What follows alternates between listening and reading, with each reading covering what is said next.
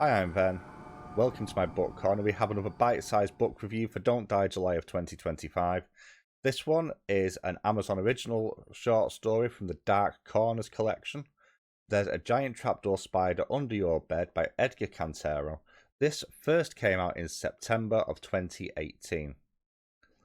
So, the blurb for this one. It's bad enough that its venom-dripping chelicerae, that's a word, can slice through flesh like warm butter. Worse, it's right under your bunk. It's a fact now. To make it through the night, the children must obey and don't get out of bed. Stay out of the shadows and don't wake the beast. But as the threats multiply, so do the rules of survival. And with the safety of dawn still hours away, the fun is just beginning. So, this is only 24 pages long. This is a short story.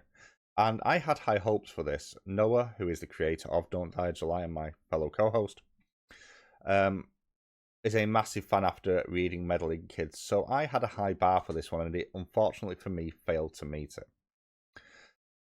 There are some things in here I do like. So you have this initial setup where you've got two of the kids having a sleepover, two of the boys who are sharing a bunk bed.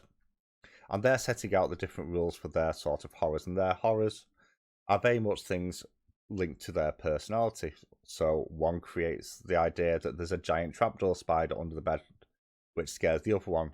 And then the other one creates this idea that all the shadows are antimatter, so don't go in the shadows or you'll explode, because that friend is the nerdy kid. And there's a few other little things that I like in here as well. You do have an introduction partway through of another couple of sleepover guests as well, a couple of girls who sort of run into the room.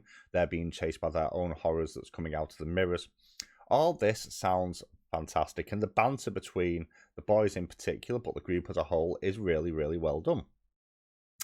The problem is, it's very obvious very early on what the twist to this is going to be.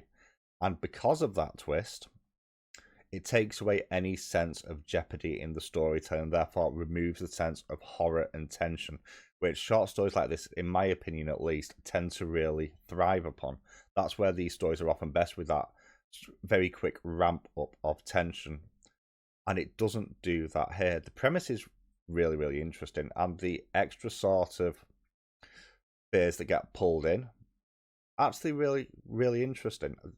The idea to then link this to their own fandom, specifically with Harry Potter in here, so you have a number of Potter references to the various houses and their flaws, shall we say it that way, and how they refer to each other by their house name, and they figure out in their own mind what's causing these fears. Quite like that as well.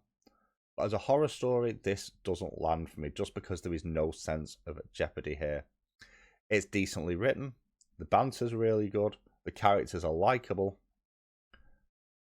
but the twist is a bit too obvious for me. So overall, I gave this 3 stars. It's not bad, just not great. It just wasn't for me.